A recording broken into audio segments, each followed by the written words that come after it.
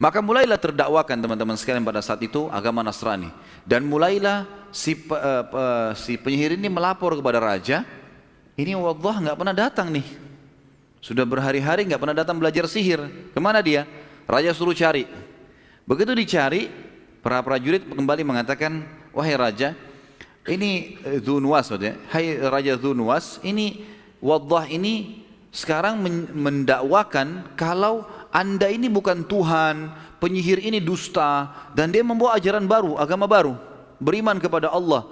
Lalu mulai prajurit ini menyampaikan apa yang disampaikan oleh si Waddah. Maka penyihir kaget, si Dzu Nuwas kaget, tangkap dia, tangkap, cari tahu. Begitu ditangkap, dibawalah ke istana. Lalu mulailah bertanya si raja. Pertama si penyihir dulu, dia marah mengatakan, hai Waddah, apa kau berani menantang saya? Kenapa kau begini? Kata Waddah, saya bukan menantang, tapi kamu menipu orang. Kamu sendiri yang mengajarkan kepada saya untuk menantang rasa takut, mendustai orang dan seterusnya. Itu tidak benar. Allah lah Tuhan kita. Mulailah Waddah mendakwai. Si penyihir ini sempat menunjukkan sihir-sihirnya, dia berubah bentuklah segala macam, tapi Waddah mengatakan apapun yang kau usahakan, kau tidak akan bisa pengaruhi saya sudah tahu semua ini dusta. Akhirnya penyihir itu terputus, sudah nggak bisa lagi buat apa-apa. Maka Dzu Nuwas mengatakan kepada para prajuritnya, tangkap nih anak muda Waddah, buang, naik ke atas gunung, buang dari gunung. Dibawalah ke atas gunung. Di atas gunung sambil diikat, Waddah mengatakan, rahimahullah, dia mengatakan, tobatlah kepada Allah. Dzu Nuwas itu bukan Tuhan, itu manusia biasa. Ini harus kalian tobat kepada Allah, dinasihatin, dan tidak mau. Prajurit itu tidak mau. Lalu Waddah mengeluarkan kalimat yang akhirnya menjadi doa. Dan ini riwayat Bukhari menjelaskan masalah ini. Dan ini juga doa yang mulia kalau seseorang dizalimi oleh orang lain, dia bisa mengucapkannya. Maka dia mengatakan, Allahumma kfinihim ma syi'ta. Ya Allah, ambil alihlah orang-orang ini. Seperti itulah. Saya sudah berusaha ya Allah, maka ambil alihlah mereka. Maka Allah SWT datangkan badai yang besar, menjatuhkan semua prajurit-prajurit Dzu Nuwas dari gunung, tinggal Waddah sendiri. Waddah karena niatnya mau mendakwakan, maka dia kembali ke istana. Tersebar berita di seluruh wilayah Yaman pada saat itu, kalau Waddah mau dibunuh oleh Dzu Nuwas, dan sudah dinaikkan di atas gunung, dirantai, dibelenggu, dan Waddah turun, belenggunya lepas dengan hikmah Allah, kemudian prajurit-prajurit Dzu Nuwas mati. Waktu dia pulang, dia menuju ke istana, orang-orang pada ikutin. Hai Waddah, bagaimana kau bisa selamat? Mana prajurit-prajurit itu? Kata Waddah, Allah selamatkan saya. Sebagaimana saya dakwakan kalian, Allah yang menciptakan langit dan bumi, tidak mungkinlah bisa dikalahkan. Saya sekarang menuju ke istana, mau menantang lagi Dzu Nuwas. Kembali lagi ke istana. Dzu Nuwas dia tanya, hai Waddah, di mana prajurit-prajurit saya? Kata Waddah, Allah sudah menghancurkan mereka. Gitu kan? Lalu kemudian dia berkata lagi, kalau begitu saya akan bunuh kau dengan cara yang lain. Kata Waddah, percuma. Anda tinggal beriman kepada Allah, jangan mengaku sebagai Tuhan, kembali kepada agama ayah-ayah Anda saja, beriman pada Allah, dan akui ada Nabi setelah Musa namanya Isa alaihi wassalatu wassalam. Anda tetap dalam kondisi raja, saya bukan datang untuk mengambil kerajaan Anda kok. Enggak, saya enggak mau tahu.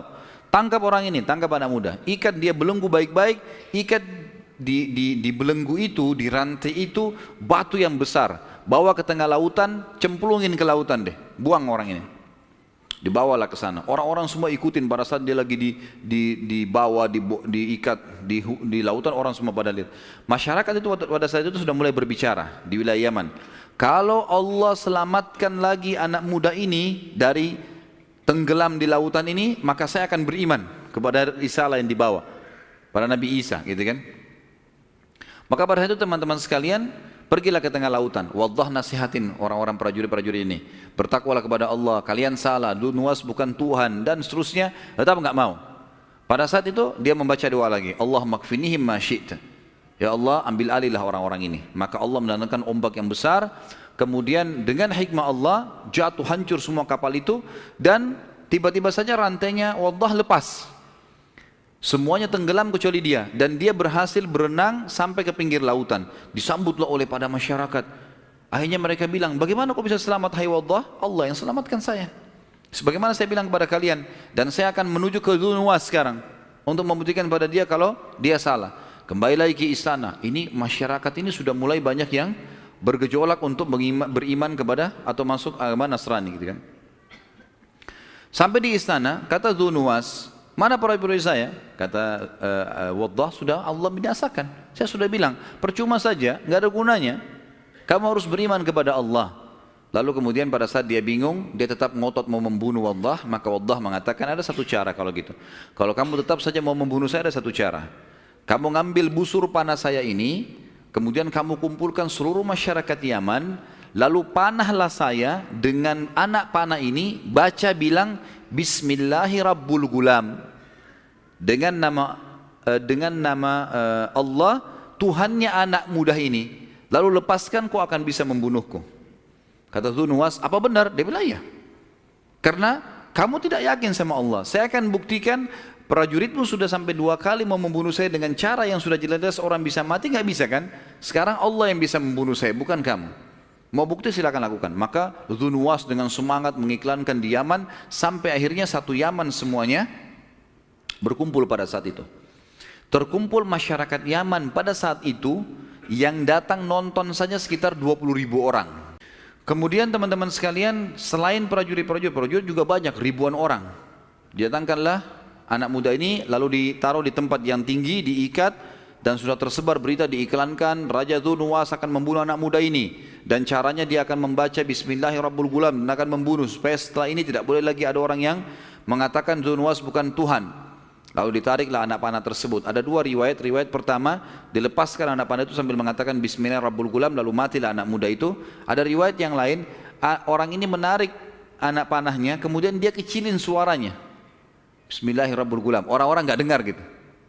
Maka anak panahnya nggak kena. Dia sempat marah, dia mengatakan, kau bohong hai Waddah. Waddah bilang tidak, kau yang tidak memenuhi syarat. Keraskan suara biar orang dengar. Maka dia mengatakan Bismillahirrabbilgulam, ditarik lalu dilepaskan, kenalah anak muda ini, akhirnya dia mati, gitu kan? Akhirnya dia mati. Ya. Pada saat dia mati, subhanallah, 20.000 masyarakat Yaman pindah ke agama Nasrani. Pada saat itu, historinya begini ya, dia akhirnya mereka pindah ke agama Nasrani. Dzunnuwas zalim, dia bukannya malah beriman juga sama Allah, enggak. Maka dia mengatakan siapkan parit yang penuh dengan api. Bunuh semua ini, kecuali mereka mau mengakui saya sebagai Tuhan lagi. Maka dikumpulkanlah orang-orang yang 20.000 yang sudah pindah ke agama Nasrani ini, lalu dilemparkan satu persatu ke dalam api itu. Dan ini yang mungkin teman-teman sudah pernah dengar kisah tentang anak muda dengan penyihir, ya. Itu tadi. Nah ini namanya dia Waddah, gitu kan. Kemudian setelah itu ada kisah Ashabul Ukhdud, orang-orang yang dibunuh di parit, di parit-parit yang dibuat lubang yang besar, dibawa dibakar api. Semua yang dari 20.000 itu tidak mau beriman, tidak mau kembali kepada keyakinan Dzunnuwas sebagai raja, maka akan dibunuh, dilempar ke api itu. Dan hadis Bukhari Muslim menjelaskan ada 3 bayi yang bicara di buayan, kan itu? Salah satu Isa alaihissalam, kemudian bayinya Juraij, gitu kan?